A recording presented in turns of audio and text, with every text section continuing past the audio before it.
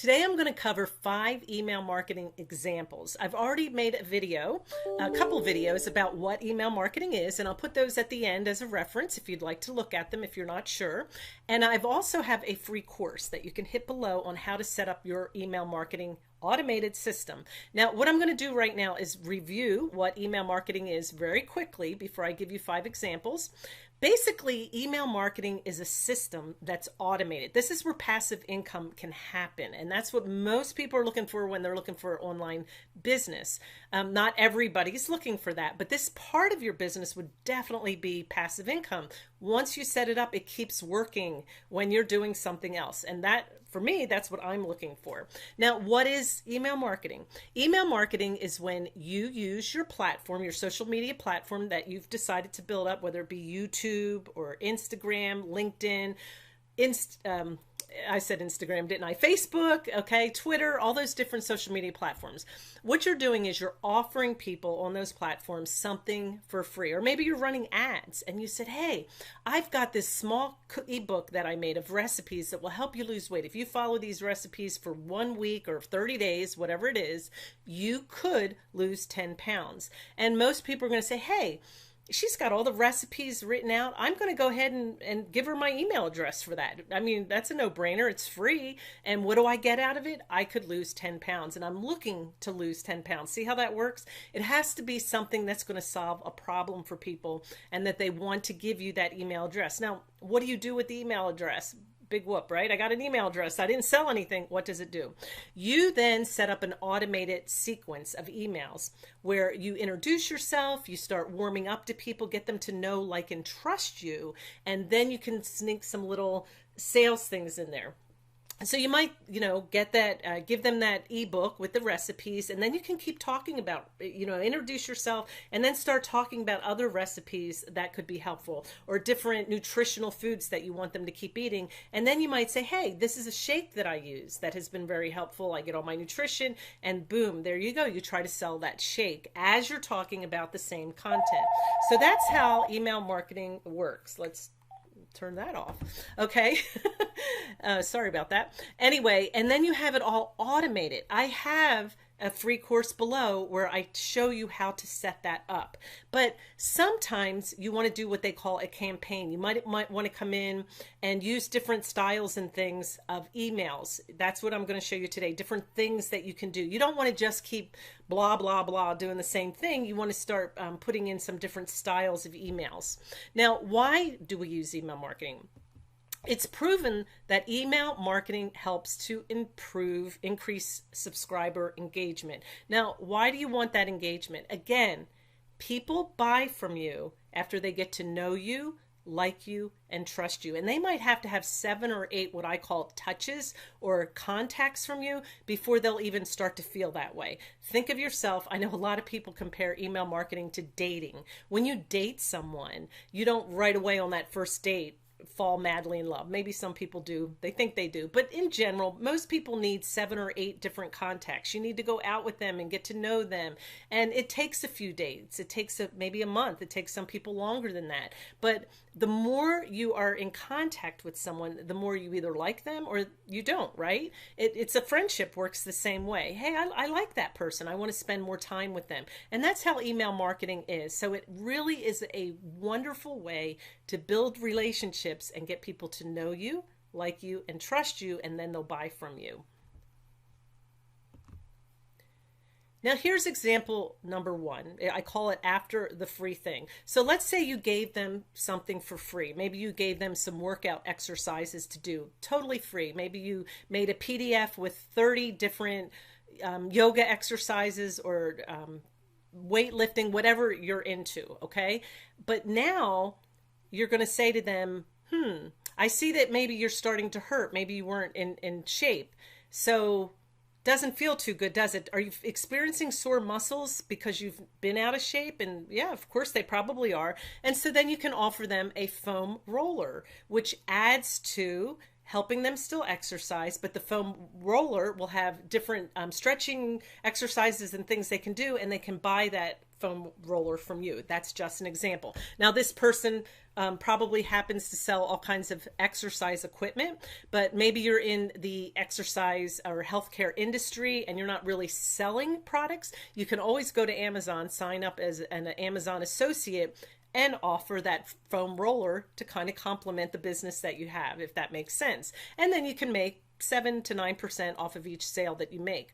So pretty cool. So after you give somebody that free thing, what can you follow up with something that you could maybe sell them that still helps solve a problem? Now, this next one is from Rent the Runway, and I couldn't copy it because it's kind of scrolling. So if you want to read it as I talk, but basically in this one, they're telling people don't go buy a dress. And that's eye-catching to me. What do you mean don't go buy a dress? I need a wedding dress, or I need a dress to go to that wedding. You're telling me not to buy one?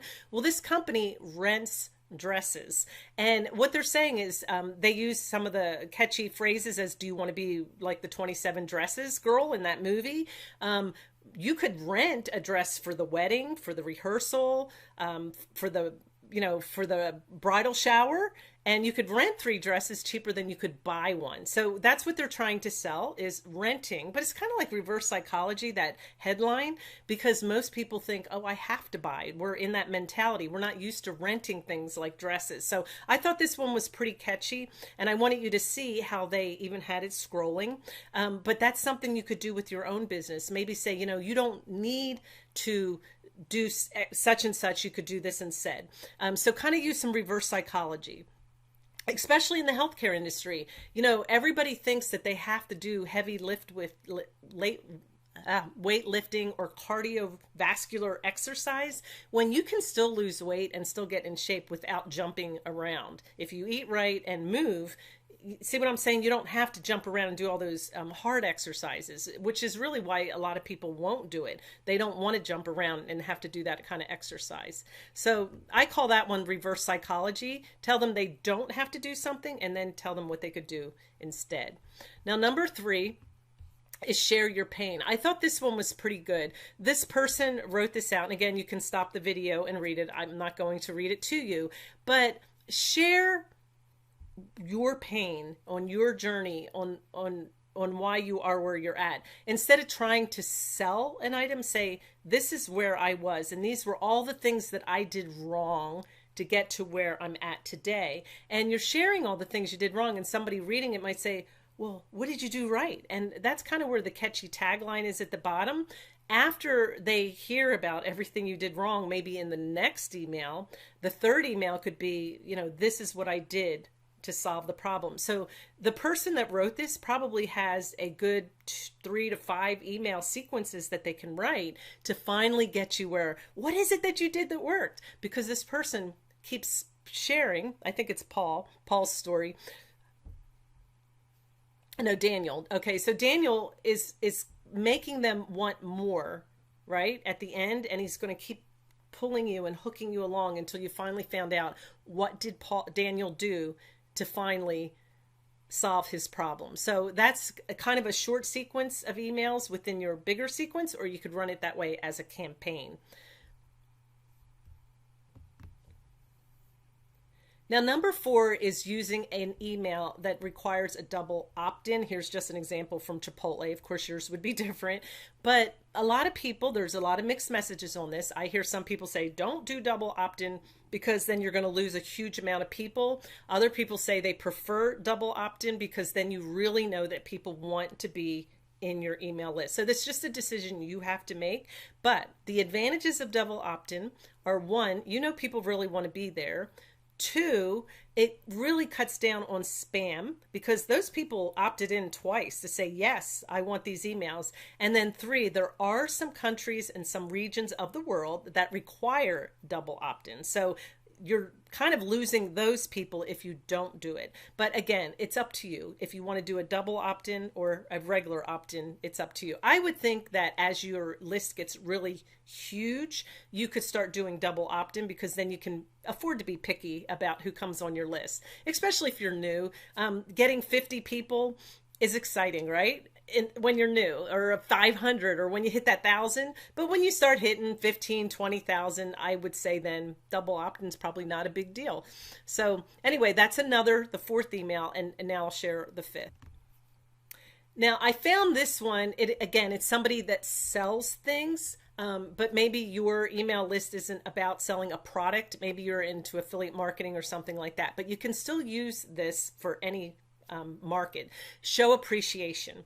Tell your customers that I really appreciate you, being on my newsletter, and it's been a year since I started this, and I really appreciate it. Now the person here said we're going to donate 3 million pairs of a product, okay, to show our appreciation. And you're like, wow, that's a lot. But how could you use it? Even if you're a small company, you could have an organization that you send 10% of your profits to, and you could say, for this particular email, everybody that clicks through, because you can see that click-through rate, I'm going to donate $1 to this organization, this nonprofit, because I really appreciate you hanging in there with me and becoming my friend, blah, blah, blah. And everybody that clicks through on this email, I'll donate an extra $1. So it's just a way of showing appreciation, and then showing them that you're the type of person that likes to give as well. So hopefully those 5 different emails will start making you think outside the box, and not just sending sequences and kind of being the same all the time. Change it up a little bit, do something different, and make it a little bit more exciting. Before you go, make sure you subscribe to my channel. I would really appreciate it. And don't forget to hit the free course link below. Definitely, if you haven't started email marketing, I strongly recommend it. The course is free. There's no gimmick or anything. And it will help you get set up as well. And then you can start collecting emails and start sending out those awesome emails and getting an audience that will get to know you, like you, trust you, and then buy from you.